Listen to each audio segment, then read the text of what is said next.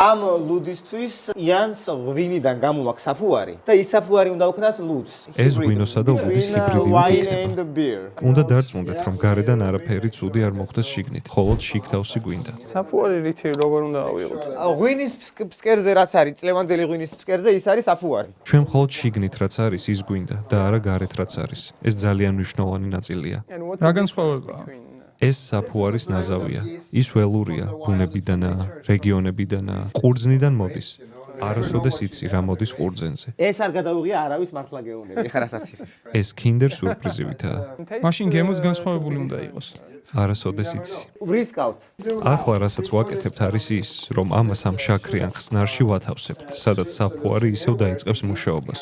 შემდეგ ყნოსავ და ინტუიციურად წყვეთ, კი თუ არა. თუ ისეთი სუნი აქვს, როგორიც არ უნდა ჰქონდეს, ან ისეთი, რაც ლუდში არ გინდა, მაშინ არ გამოიყენებ. ახლა რისკზე მივდივარ. ეს უნდა გადავყვარო. ქვევით იყო და საუკეთესო მდგომარეობაში ნამდვილად არაა. ჩვენ გვინდა საფუარი. ქვევით არის მკვდარი, ზევით არის მძინარი. ჩვენ მძინარი გვინდა, თეთრი ფერის არის, ეს ნახე როგორი ის არის. ახლა მეტი ღვინო მოდის. მკვდარი არ გვინდა. ეს სასაფლაოს გავს. მკვდრები არ გვინდა გაცოცხლები. გვინდა ცოცხლები რომ გაძლიერდნენ. აი კარგი ნაწილი. გონია საკმარისია.